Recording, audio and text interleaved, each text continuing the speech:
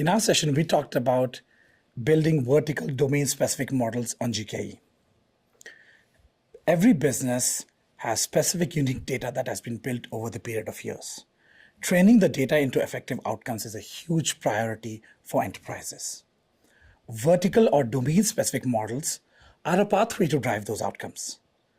Today, smaller, smarter models trained on enterprise-specific data and context can drive exceptional outcomes. We can take those models and a combination of the models and build agents on top of that for powerful enterprise workflows. We talked about enterprise agents on GKE. Enterprise agents on GKE offer the data foundation, the secure data foundation.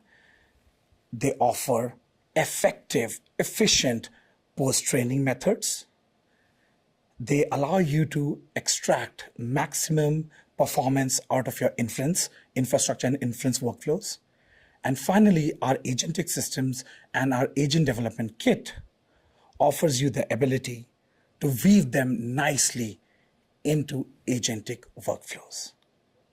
GKE today is the operating system for enterprise agents. We can't wait for you to try this, and we can't wait for you to see what you build with this.